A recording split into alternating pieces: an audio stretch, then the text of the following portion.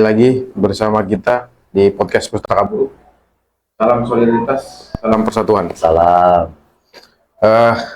Kali ini kita coba akan ngobrol ya tentang yang sedang viral nih. Dan hari ini kita akan ngobrol bersama Ketua Nasional SGBN, Bung Yaya. Ya. Selamat datang, Bu. Selamat datang juga. Ya, gimana nih kabarnya nih? Sehat. Udah ngopi belum? Baru saya ngopi. Oh iya. Nanti kita bikin kopi ya. Iya. Nah, ini kita mau ngobrol nih masalah hal yang baru-baru ini viral nih tentang tapera. Nah, awalnya kan memang karena kemarin viral itu Presiden Jokowi mengumumkan bahwasanya dia telah menandatangani PP 21 tahun 2024. Yang sebelumnya itu PP 20 tahun 2020. PP 25 tahun 2020. Nah, itu gimana nih, Nas? Secara latar belakang, sebetulnya tapera itu apa? Iya, jadi sebetulnya kalau berbicara latar belakang atau kehendak sih baik ya, karena memang ini kan mandat konstitusi ya, bahwa pemerintahan yang dibentuk punya kepentingan agar di kehidupan masyarakat Indonesia terus-menerus bergeser kepada kelayakan, kondisi hidup yang aman, tentram, kemudian memiliki tempat tinggal yang layak, kehidupan yang layak, pekerjaan yang layak. Ya, kalau untuk kemudian hal tersebut sih, ya bagi SGBN sendiri itu memang satu hal yang memang seharusnya fungsi pemerintahan ada dia untuk kemudian merealisasikan kehendak tersebut. Jadi memang pintu masuknya berdasarkan amandemen 1945, berdasarkan bahwa ya negara ini dibentuk untuk kemudian berusaha melindungi segenap rakyat kepada Indonesia, mencerdaskan kehidupan bangsa, memastikan kesejahteraan umum, mencerdaskan kehidupan bangsa, dan seterusnya. Jadi pintu masuknya sudah ada, bahwa pemerintah memang ya seharusnya memang fungsinya untuk menciptakan itu kepada rakyat dalam hal mengenai kepemilikan atau memiliki rumah tempat tinggal yang layak, gitu kan, yang memang dia bisa untuk berkehidupan yang baik, sehingga kemudian ujungnya kan peradaban Indonesia ini bisa selesai keluar dari masalah ekonomi. Karena kan memang masalah sandang, pangan, papan itu kan menjadi hal yang seluruh manusia itu dia pasti akan mencoba menyelesaikan itu kan. Kebutuhan yang wajib lah gitu ya. Namanya hak pokok. Nah, itu jadi pintu masuknya sih landasan Undang-Undang Dasar 1945 udah memanatkan itu, mengamanatkan itu kepada pemerintah. Jadi pintu masuknya sudah ada. Oke, itu kan tadi secara latar belakang lah gitu ya. Nah, sekarang tuh secara perspektif regulasi itu apakah sudah benar gitu. Nah, dan kita lihat juga perbincangan banyak di media sosial itu kan ini tuh tidak ada dialog sebelumnya gitu. Ujuk-ujuk tiba-tiba Presiden menandatangani itu dan mengumumkan itu gitu. Nah, akhirnya ada muncullah reaksi dari masyarakat yang menganggap ini suatu paksaan, karena di PP 25 itu mewajibkan. Lalu yang kemudian ada yang menjadi kontroversi.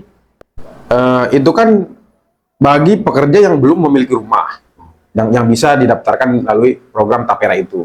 Nah, bagaimana dengan kawan-kawan yang sudah memiliki rumah? Dan itu tidak bisa tuh. Nah, itu sifatnya yang saya tahu di PP 25 itu seperti BPJS, seperti tabungan wajib gitu. Nah, itu dari perspektif secara regulasi sendiri yang ujuk-ujuk langsung diumumkan harus dijalankan wajib, itu bagaimana, Nas? Nah, ini memang yang menjadi masih satu problem ya, pemerintahan di era Jokowi ya, SGBN sendiri memiliki posisi bahwa Presiden Joko Widodo ini memang memiliki track record dalam hal mengeluarkan kebijakan ini ya, asal jalan dulu baru sosialisasi, keterlibatan para pemangku kebijakan ini nomor belakang. Nah, potretnya ini sebetulnya kan memang bisa dibilang bagi SGBN sebagaimana garis program perjuangannya kan juga memiliki satu posisi berhadapan dengan pemerintah yang ketika mengeluarkan kebijakan ini yang anti kebijakan kepada buruh. Nah, ini makin memperkental lagi pendapat kita yang benar bahwa ya tahu banyak Presiden Pak Joko Widodo ini ya bagian dari representasi presidennya pengusaha, karena bisa diambil contoh sama seperti contohnya Undang-Undang Cipta Kerja.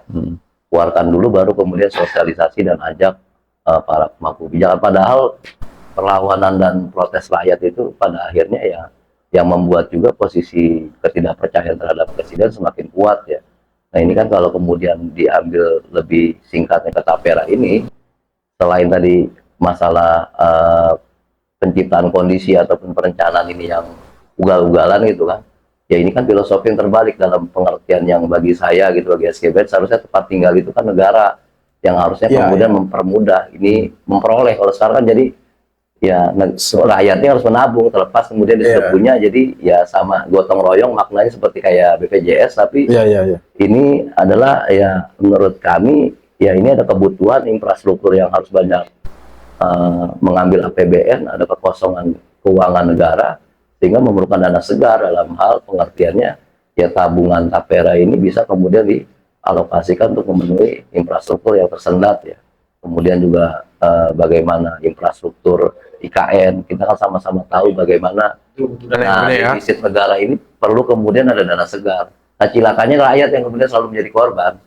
Nah ini yang kemudian kita juga Rakyat yang selalu menjadi korban. rakyat. Tapi pertanyaannya rakyatnya mau bergerak kan nih? Nah ini tugasnya kesadaran ini. Karena memang bagi kita kan penciptaan pertentangan ini kan ya semakin menjadi waktu itu masuk kita. Ya, Pemerintah harus mengabdi pada rakyat, ya pemerintah hari ini ya jadi bonekanya apa pemodal ya. ya, kalau kita lihat sekarang di media sosial itu kan agak ricuh nih ya. Nah, tapi pertanyaan saya kadang-kadang saya juga agak bingung gitu ya. Ketika rakyat ini bereaksi di media sosial, mereka mau nggak diajak untuk berjuang gitu? Nah ini wilayahnya dakwah ya, karena memang paling tidak bagi SKBN kan dakwah terhadap anggotanya, sehingga kemudian menjadi satu gelombang kepada keluarga, masyarakat, dan pada akhirnya ya bahwa setelah dia berkeluh kesah, dia kemudian memang memiliki kondisi kehidupan yang memburuk, dia kemudian ingin memperjuangkan kondisi kehidupan yang lebih baik. Ya memang itu tugasnya dakwah ya, artinya kalau sementara masyarakat lapisan yang pada umumnya lebih banyak kemudian mengharapkan perubahan dengan doa, ya kita ingin kemudian posisi kesadaran itu sampai kepada tindakan. Tapi ini memang tugasnya pendakwa ya, tugasnya organisasi agar menyadarkan terus menerus, berisi koma, konsisten, dan tidak ada yang namanya tidak ada perubahan ya. Karena bagi SKBN sendiri saya meyakini dan teman-teman juga memiliki pemahaman yang sama bahwa tidak ada yang namanya tidak berubah ya. Perubahan itu yang saya. Nah, oke. Saya masih agak tertarik dengan perspektif regulasi nih, Bung. Kalau tadi saya akan sampaikan bahwasanya regulasi ini kan seakan-akan tiba-tiba datang muncul gitu ya. Nah, bisa nggak sih kalau regulasi ini kita gugat gitu? Ya. Kalau kita lihat reaksi sekarang ya, kalau kita lihat reaksi sekarang itu di masyarakat kebanyakan mungkin menolak. Nah, kalau dari kita ataupun dari SKBN sendiri, kalau memang menolak, bisa nggak kita gugat? Bisa, itu kan JR, artinya judicial review ketika ada tafsir berkaitan dengan produk hukum dalam hal peraturan pemerintah ataupun perpres ataupun undang-undang sendiri, itu kan ada namanya pintu litigasinya, jalur hukumnya. Jadi baik kemudian organisasi atau praktisi hukum yang memang pro terhadap kondisi masyarakat kecil ya bisa melengkapi protes, gerakan, unjuk rasa, walaupun pemerintahan itu salah tapi dia diperlukan karena untuk mengatur ya, terlepas kemudian wataknya berpihak kepada lawan kita, pengusaha. Ini menjadi PR kita agar agenda kelas pekerja ataupun intervensi langsung dalam mengambil kebijakan ya perlu kita intervensi, dan SKBN kan lagi sedang mencicil itu ada di Partai Buruh melalui komite politik. Jadi memang harus sesuai jalurnya dulu gitu ya. Walaupun memang nanti jalur secara litigasi kita jalan, tapi secara non litigasi juga jalan gitu ya. Bisa itu kan? Itu hal yang memang masih melekat lah. Artinya ada diskusi, ada unjuk rasa, ada gerakan, dan juga dilengkapi dengan tafsir melalui ya yuridiksinya kan, atau wilayah hukumnya sudah diatur ketika ada produk hukum yang dianggap memiliki ruang untuk kemudian diperdebatkan ataupun disengketakan, ya ada di Mahkamah Konstitusi dalam pengertian judicial review terhadap undang-undang yang dianggap bermasalah ya. Tapi sebelum ke situ sebetulnya yang lagi-lagi luput bersama Presiden Jokowi, artinya tidak benar mereka menyadari dan membuka ruang itu, dan memang menjadi tabiat. Nah itu juga jadi pertanyaan tuh, apakah buruh pernah diajak dialog untuk regulasi ini atau kebijakan ini? Ya kalau bagi SKBN sendiri ya, terlepas kemudian kalau dalam ruang-ruang informasi bahwa sudah ada tripartit nasional, lembaga kerjasama, ya memang menjadi PR ya, karena memang mereka selalu punya stempelisasi terhadap SGBN kan konfederasi ya. Ya, bahwa kamu sebetulnya sudah tahu karena dari teman-teman perwakilan serikat pekerja, konfederasi, federasi yang sudah diajak duduk, bersosialisasi, bertita, meminta pandangannya di dalam ruang-ruang sosialisasi. Nah, ini memang menjadi PR ya, bahwa ya masih ada gitu organisasi buruh gadungan yang memang kita menjadi hal yang menjadi PR kita. Mereka ada di ruang-ruang pengambil kebijakan, duduk bareng, tapi tidak berani gitu memenangkan kepentingan buruh. Ini jadi PR kita ya. Artinya memang terkhusus SGBN sendiri itu belum pernah ada dialog dari pemerintah gitu. iya, karena bagi SGBN sendiri kan dia diakui sebagai konfederasi, tapi hak-hak sebagai konfederasi ini ya berurusannya dengan data ya, verifikasi anggota. Dan jadi memang di kementerian sendiri, Kementerian Tenaga Kerja sendiri, dia sudah ada lembaga kerjasama dengan konfederasi atau federasi yang sudah menjadi ikut di dalam lembaga kerjasama tripartit nasional ataupun lembaga kerjasama tripartit daerah. Oke. Ini menjadi PR SGBN, artinya memang kehendak ada di lapangan protes gitu, kita bisa lengkapi dengan ada di ruang-ruang pengambil kebijakan duduk berbareng itu. Oke, kalau sikap SGBN sendiri nih terhadap regulasi ini, Ya, terhadap kebijakan ini, apakah sudah tepat atau memang SGBN menolak ini gitu? Karena kan sebetulnya nih kalau kita lihat ya, sebetulnya uang itu kan tidak hilang gitu kan.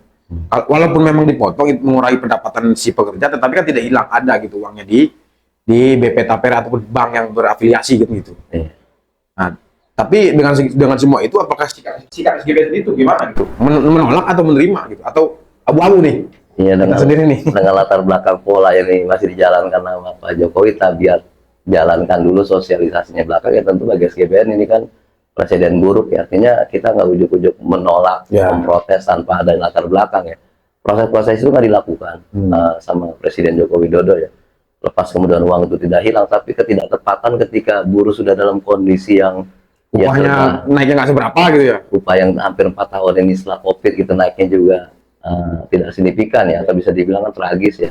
Bayangkan hanya bisa naik sampai 50-60 ribu, sedangkan ke toilet aja dia butuh 2.000. Artinya kalau satu hari buruh aja ke toilet, artinya buruh hanya diukur dengan ukuran toilet. Nah, hubungannya tentunya bagi SGB sendiri menyayangkan atau menolak lah kalau tabungan perumahan rakyat ini tidak tepat dilakukan sekarang dengan prakondisi yang tidak ada, sosialisasi yang tidak utuh, keterlibatan pemangku kebijakan tidak jalan. Dampaknya tentu bagi buruh ya paling penting kan menyelamatkan bagaimana dia bisa makan dan berlangsung itu sampai dengan menerima upah selanjutnya. Ini apalagi kita bisa ukur 3% ini, artinya kalau buruh, contohlah buruh di Tangerang ataupun minimal rata-rata 3 juta, artinya ada 3% yang diambil 100.000 sampai 120.000. Dan logika bahwa memiliki rumah ini jadi agak sedikit kita pertanyakan, selain mengenai badan pengawasan keuangan, dan kita sangat rentan, artinya korupsi, OJK.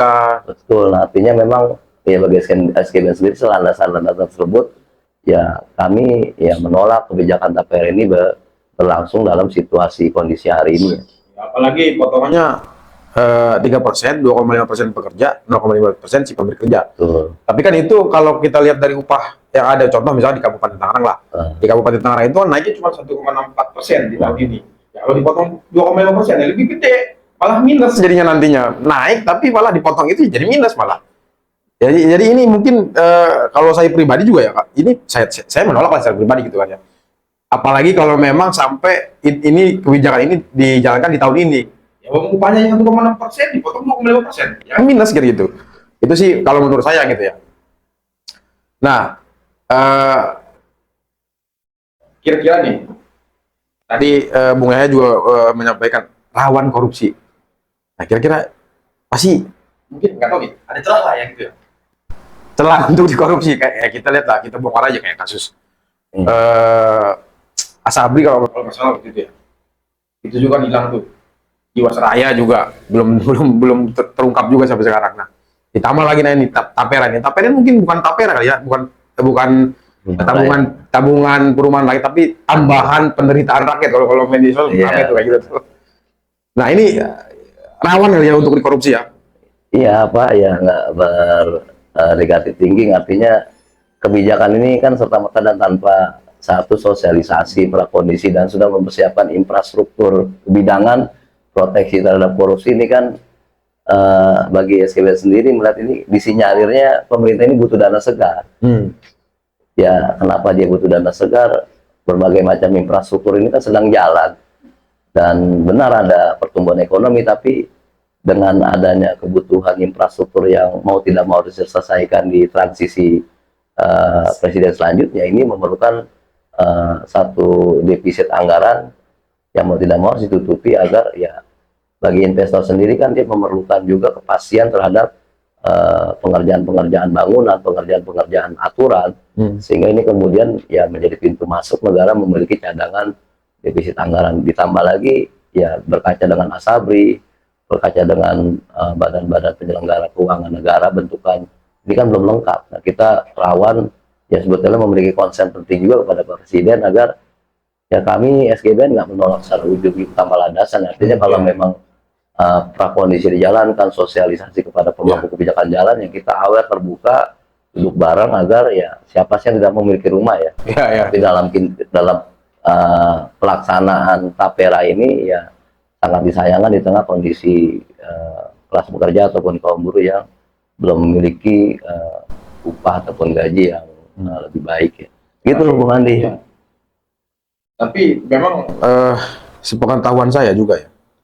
Ini kalau secara hitung-hitungan saya pribadi lah, hitungan kasar lah, atau katakan hitungan orang bodoh lah. Kalkulatornya lah. Gitu. Kalau misalkan nih gaji ataupun upah pekerja itu katakan 5 juta gitu ya. Lalu kemudian dipotong 2,5%. Itu kan satu bulannya berapa tuh? Sekitar ya, mungkin 150.000 lah ya. Ya, 150.000. Setahun cuma 1.800.000. Iya. Nah, itu mau nabung sampai kapan? Contoh, saya juga kemarin baru lihat di media sosial, harga rumah terendah untuk yang subsidi pemerintah itu baru dikeluarkan pengumuman dari Kementerian PUPR. Itu sekitar 166 juta. Itu rumah terendah untuk subsidi nih. Nilai objek pajaknya. Nah, tapi kan di PP 25 atau PP 20 itu disebutkan juga sesuai dengan donasi. Nah, artinya kan kalau seperti tadi tuh NJOP, kan di masing-masing daerah NJOP-nya berbeda. Contoh di tempat saya nih. Di tempat saya dulu itu NJOP-nya itu per meter 500. Nah, kemarin karena pajak bumi dan bangunan sudah muncul, saya lihat NJOP-nya udah naik jadi 1 juta. Nah, otomatis kan setiap daerah itu kan berbeda NJOP-nya dan kemudian pasti berbeda harga jualnya gitu. Kalau katakan 166 juta rumah subsidi yang terendah, termurah dari yang dikeluarkan oleh PUPR, itu nabungnya berapa tahun? Contoh, di satu daerah lah di Tangerang, itu rumah yang mungkin agak sedikit elit lah gitu ya, itu sudah mencapai 400 juta. Nah, kalau 1.800.000 nabungnya berapa tahun sampai 400 juta? Kan secara itu kan bodohnya kan gitu. Nah, inilah mungkin menjadi landasan kita tuh regulasinya apa gitu.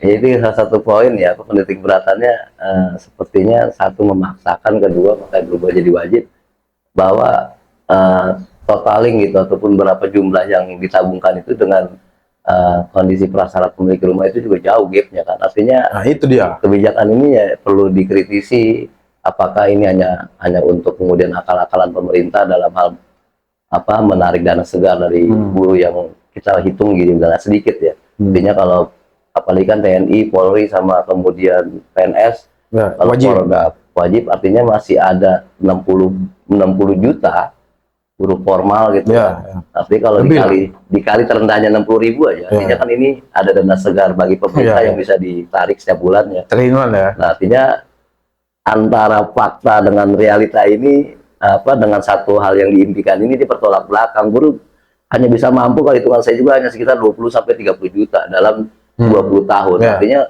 dalam setiap tahun aja ada kenaikan harga tanah dan rumah subsidi. Nah, ini maksudnya nggak nyambung. Nah, ini apalagi dibilang tangkisannya itu nanti disubsidi silang sama pemerintah. Artinya memang satu institusi nanti yang memastikan ini harus lengkap. Kemudian proteksi korupsinya juga harus jelas, sehingga kemudian tidak rawan kebocoran dan hilang seperti Asabri dan lain sebagainya. Nah, walaupun memang di bahasanya PP nih, saya baca juga, itu ada istilahnya pemupukan. Kalau di BPJS kan yang kita tahu kan pengembangan. Nah, kalau di PP Tapera ini pemupukan. Nah, kita nggak tahu tuh hasil dari pemupukan uang yang dipotong, gaji kita yang dipotong itu berapa setahun kan gitu. Kalau BPJS kan kita tahu tuh berapa persen gitu lah ya. Cuman memang kadang-kadang nggak segitu juga, ada perubahan lah gitu ya. Nggak saklek berapa persen. Ya. Kalau walaupun ada bahasa pemupukan, itu signifikan nggak mencapai kapan tuh 400 juta? Kan gitu ya. Ini cuma perubahan bahasa doang nih, yang di BPJS pengembangan, yang di PP yang tentang Tapera ini pemupukan istilahnya tuh. Ini pengelabui akal-akalan ya. Jadi memang ada pemerintahan yang ugal-ugalan lah ya. Ya, tapi memang beginilah tugasnya kita di tengah kondisi pemerintah yang semakin menunjukkan watak tidak demokrasi, kemudian juga berpihak terang sebagai pemerintahan pengusaha. Nah, ini memang menjadi tugas SGBN ya, agar dia bisa kemudian ada dalam proses kebangkitan gerakan buruh lah ya, agar diperhitungkan dan bisa mendikte terhadap kebijakan kelak ya. Yeah. Dari Tapera ini menjadi pintu masuk kembali agar Gelora bersemangat berorganisasinya bisa ada di dalam proses di dalam ruang-ruang kebijakan yang terus-menerus tidak berpihak kepada kelas pekerja ataupun kaum buruh Indonesia. Nah, selanjutnya nih Nas, apa rekomendasi nih, atau mungkin rekomendasi dari kita nih, dari SGB sendiri itu bagaimana? Apa yang bisa kita rekomendasikan nih ke pemerintah? Ya, kalau pada pemerintah hentikan, arti kebijakan ini perlu dikaji dan ditinjau ulang, melibatkan para pemangku kebijakan, partisipatif bermakna dilaksanakan sehingga ricuh ataupun riuh di lapisan masyarakat bisa berkurang dan tidak ada namanya tafsir ataupun interpretasi. Karena ini kan sekonyong-konyong, jalankan dulu baru sosialisasi. Ini selalu Presiden Jokowi bagi SGBN ugal-ugalan terus. Kita kerja, kemudian PP 78 dan lain sebagainya. Ya kita belajar dari ke belakang lah gitu ya. Beberapa kali mengeluarkan kebijakan seakan-akan kita cuma terima jadi aja gitu ya. Kita nggak diajak dialog, kita nggak atau mungkin dilakukan survei segala macam. Akhirnya kita juga yang jadi korban gitu ya. Walaupun nggak, ya bisa dikatakan korban seutuhnya atau enggak nih kita nih. Ya korban langsung, tapi maksudnya itu memang selalu darinya sudah ada sosialisasi, tapi tidak jalankan bermakna. Artinya ketika yang diundang itu dia hanya punya satu ruang yang sifatnya dibicarakan, tapi tidak makna berpartisipatif bermakna itu kritisi, punya tafsir, dan kalaupun ada perubahan itu dijalankan. Dan ini yang menjadi selalu bisa kita tangkap gitu rekam jejaknya ya anti demokrasi. Nah, itu cerminnya bahwa jalankan dulu, dengerin rakyat itu nomor sekian. Ya, oke. Jadi ya kita butuh dialog lah ya. Karena kan kita rakyat juga kan nggak mungkin, ya kita rakyat juga nggak mungkin langsung menolak gitu kan. Tapi kan kita juga ingin dilibatkan gitu ya. Kita juga ingin mendengarkan apa sih keluh kesahnya, apa yang menjadikan kita tuh menolak kan gitu ya. Oke, terakhir nih Mas, sebelum kita sudahi ya, pesan-pesan nih untuk kawan-kawan nih yang hari ini yang mungkin belum tersadarkan gitu ya secara marwah organisasi dan rakyat yang memang hari ini masih belum sepenuhnya melihat gitu keadaan kita nih saat ini, keadaan Indonesia, terlebih keadaan pemerintah gitu. Ini pesan-pesannya apa nih Mas? Ya, ini harapannya sih kembali semangat Gelora berorganisasi. Fenomena pemerintah yang terus-menerus berpihak pada pengusaha kan satu faktor penting. Hubungannya dengan bagaimana peran saya, peran teman-teman yang ada di SGBN ini untuk ya mengambil pilihan aktif, pilihan untuk mengorganisasikan SGBN, mengorganisasikan teman-temannya, sehingga saya meyakini bahwa perubahan itu hal yang niscaya dalam kehidupan di muka bumi ini pasti ada perubahan. Artinya kondisi bagaimana harapannya kelas pekerja, agenda-agenda kelas pekerja bisa terwujud, ada di kita semuanya, tangan-tangan teman-teman juga. Artinya 10-20 tahun ke depan, apa yang kita sedang lakukan ini akan menjadi satu hal yang kita rasakan, ataupun orang-orang setelah kita rasakan. Nah, makanya teman-teman, harapan saya tidak ada kata terlambat, tidak ada kata menyesal, tidak ada kata kita pundung itu menyerah, bahwa ya ini kondisi keterpurukan kita harus kita jawab. Maka saya juga khawatir ketika keterpurukan terus-menerus ini terjadi, bukannya malah marah, bukannya malah solid, Bubar. malah aktif. Ini malah kemudian membenarkan ya udah kita nggak ngapa-ngapain. Nah, ini maksudnya saya ingin bilang pada teman-teman, inilah satu puncak kondisi di mana kawan-kawan diperlukan untuk aktif, untuk kemudian saling bahu-membahu memperkuat organisasi dengan apa yang bisa dilakukan. Ya kalau anggota aktif berorganisasi, ingatkan pengurus, jalankan program hasil konferensinya. Kalau kemudian federasi apa program perjuangannya, karena bagi SGBN sendiri dia berhubungan dengan dua hal ya, penguatan dan pengorganisasian, karena ini organisasi massa, kita perlu orang banyak, tapi tidak sekedar banyak, tapi orang juga yang bisa cerdas, pintar, militan gitu, berani dan bisa bertanggung jawab terhadap amanah yang diberikan sama anggota. Nah ini PR yang terus menerus, bahkan karena ada problem-problem itulah negara semakin brengsek gitu.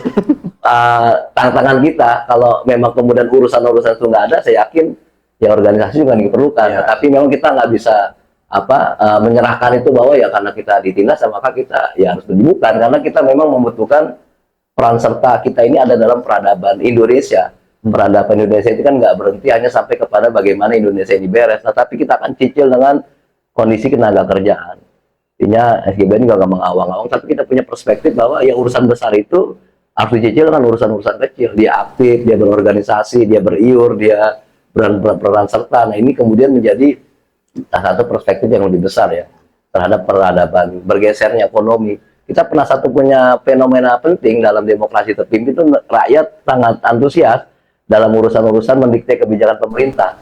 Gandrung, aktif, antusias, ada dalam semua komunitas. Kalau kemudian di mahasiswa, dia ada di komunitas mahasiswa progresif. Kalau dia ada di tani, dia ada di... Nah ini kan satu kondisi di mana itu pernah terjadi di Indonesia. Artinya yang mau SGBN lakukan ini sebetulnya sudah ada. Nah, sekarang ini kan kita lihat kayaknya kawan-kawan mahasiswa juga agak gimana gitu ya. Nah ini memang satu fenomena di belum bisa menjadi persatuan bareng gitu. Nah itu kan tadi pesan-pesan untuk kawan-kawan buruh nih. Ini kalau untuk pesan untuk rakyat secara umum nih, supaya melihat fenomena pemerintah yang hari seperti apa nih? Ya, bergandengan tangan, bersatu, tidak lagi memandang bendera, tidak lagi memandang sektor. Ini adalah problem berbareng. Bagaimanapun lintas sektor masyarakat sipil ini diperlukan untuk kemudian menjadi satu kekuatan ya, karena hukum formal itu kan kalah dengan hukum perkembangan. Jadi undang-undang itu kan ciptaan manusia. Jadi kalau manusia ataupun tenaga produktifnya dia tahu bahwa ini harus dirubah. Nah, artinya kita punya peluang untuk merubah peradaban Indonesia menjadi peradaban yang berpihak kepada atau mengabdi kepada kepentingan rakyat ya. Mas, karena kita sudah di kawan-kawan mau berhenti kalau masih emang saya juga sebetulnya masih ngobrol nih. Cuman karena kita sudah sudah berikan sign gitu ya. Untuk mungkin hari ini kita sudahi dan kita cukupkan lah ya. Mudah-mudahan apa yang kita obrolkan atau apa yang kita sampaikan hari ini ya bisa kita implementasikan. Kita sampaikan dan semoga tersampai gitu kepada kawan-kawan, dan kawan-kawan juga sadar lah harusnya keadaan pemerintah saat ini seperti apa dan keadaan buruh khususnya saat ini seperti apa gitu. Ya seperti tadi upah cuma naik 1,64%, dipotongnya 3%, ngaco gitu. Terima kasih Mas. Iya, terima kasih juga. Sampai ketemu lagi lah. Kita ngobrol lagi nanti selanjutnya ya. Dengan topik-topik yang berbeda dan yang viral-viral lagi nih. Betul. Sekian. Assalamualaikum warahmatullahi wabarakatuh. Waalaikumsalam. Salam solidaritas, salam persatuan. Salam Om Swastiastu.